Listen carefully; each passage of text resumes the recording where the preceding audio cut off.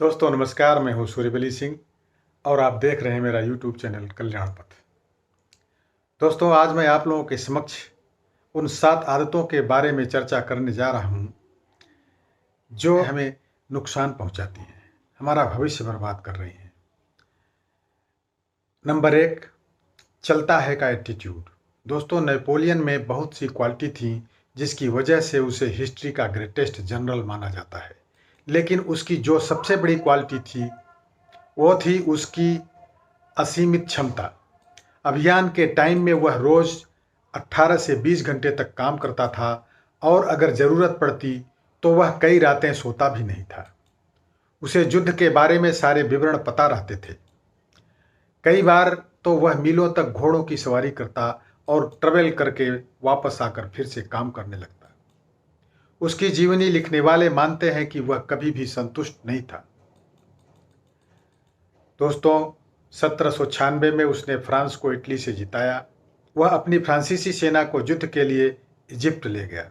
जब उसे लगा कि इजिप्ट के साथ युद्ध ठीक नहीं चल रहा है और उसे उसके तरीके से काम नहीं करने दिया जा रहा है, तो वो फटाफट फ्रांस पहुंचा और षड्यंत्र करके वहां का फर्स्ट काउंसिल बन गया।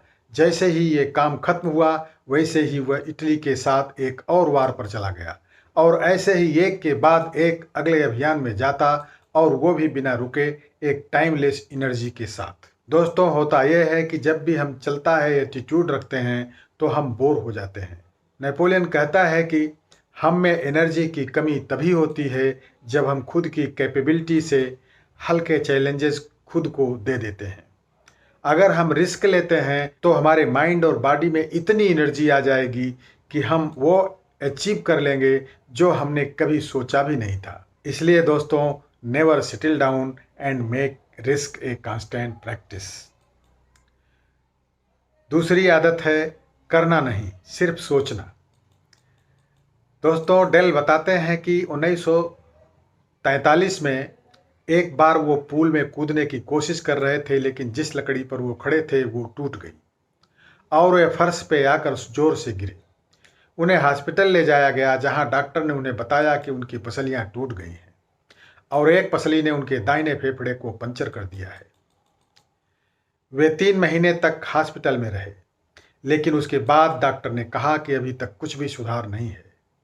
डेल को बहुत शॉक लगा कि 3 महीने हो गए लेकिन मेरी स्थिति में कोई सुधार नहीं है।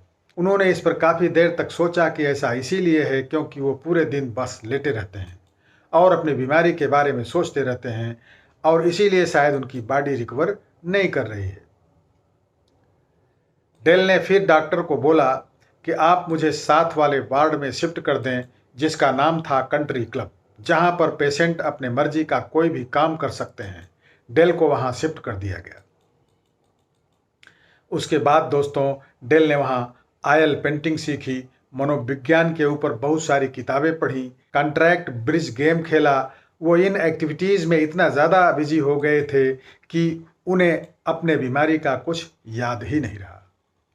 डेल खुश तब हुए अगले 3 महीने गुजरने के बाद पूरा मेडिकल स्टाफ जब उन्हें बधाई देने आया कि उन्होंने आश्चर्यजनक रूप से बहुत तेज गति से स्वास्थ्य लाभ किया है और वो अब घर जा सकते हैं।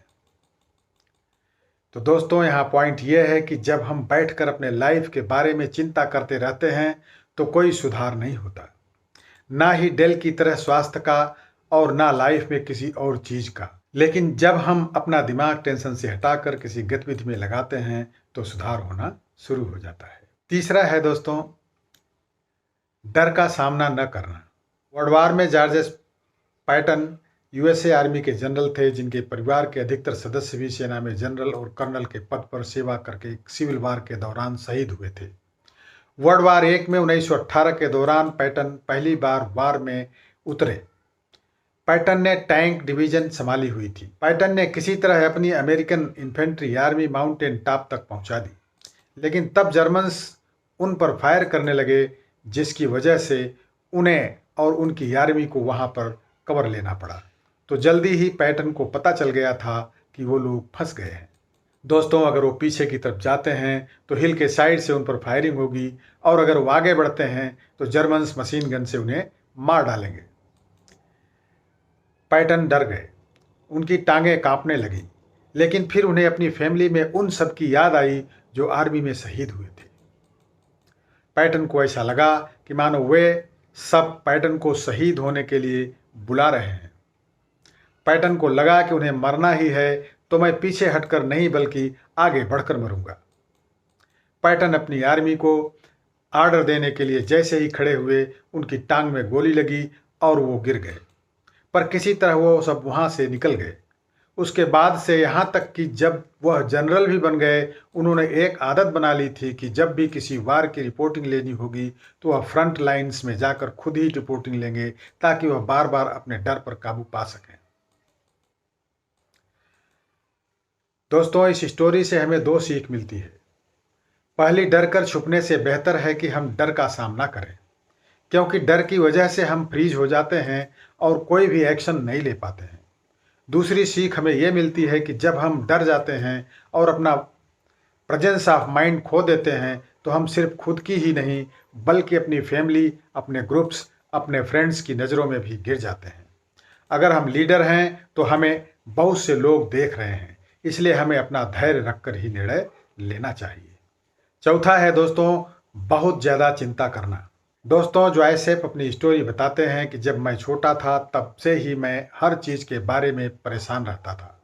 कई चीज़ें जिनसे मैं परेशान रहता था वो रियल भी नहीं थी। कई बार तो मैं इस चीज़ से परेशान हो जाता था कि कहीं मैं कुछ ऐसी चीज़ें तो नहीं मिस कर रहा हूँ जिसके लिए मुझे परेशान होना चाहिए। काफ़ी सालों तक ऐसा ही चलता रहा, लेकिन एक बार मैं अपने दोस्तों के साथ ट्रेन के स्टेशन पर था, क्योंकि हमें कहीं जाना था। हमारे ट्रेन आने में कुछ टाइम था, इसलिए मैं एक दूसरी ट्रेन के सामने खड़ा हो गया जो चलने ही वाली थी।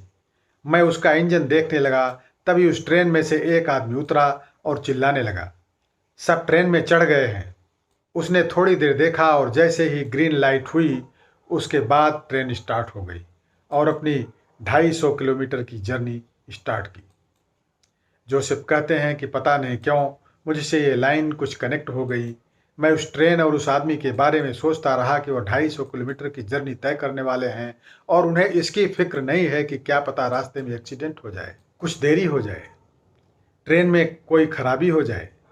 वो बस चल दिए और मैं लाइफ में बस ये सोचकर टेंशन लेता रहा कि आगे क्या होगा, और हर वक्त ये सोचता रहा कि जब लाइफ में सारी लाइट ग्रीन होगी मैं तभी आगे बढ़ूंगा।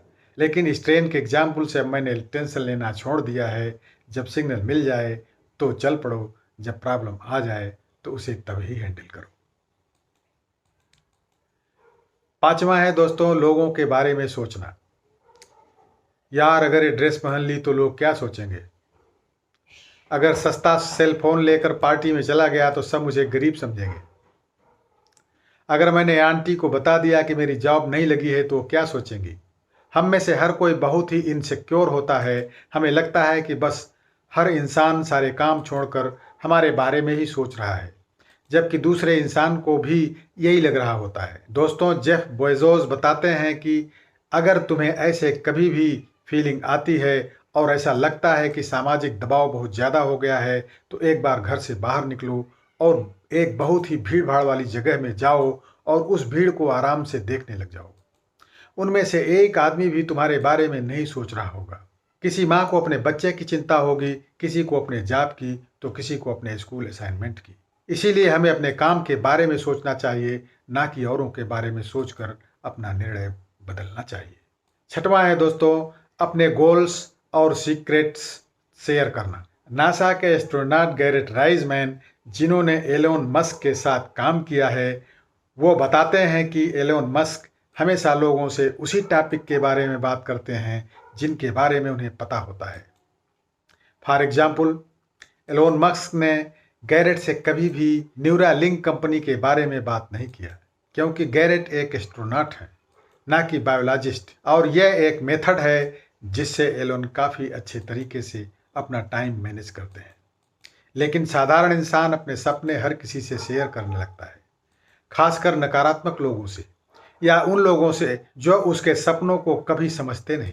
और यही कारण है जो कि हमें नकारात्मकता वापस मिलती है, जिससे खुद के मंजिल की तीव्रता कम हो जाती है। इसीलिए चाणक्य ने भी कहा था कि कभी भी अपनी मंजिल और अपने रहस्य किसी के साथ साझा मत करो। 7वीं आदत है दोस्तों, गलत लोगों को चुनना। एक स्टडी से पता चला है कि अधिकतर लोग यंग एज यानी जवानी में स्मोकिंग के हैबिट्स में फंस जाते हैं। इस यंग एज में उन्हें स्मोकिंग की आदत इसीलिए नहीं पड़ती क्योंकि उन्हें धुआं अच्छा लगता है, बल्कि मैक्सिमम को इसकी आदत इसलिए पड़ती है क्योंकि वो किसी गलत इंसान को जाने अनजाने अपना हीरो मान लेते हैं।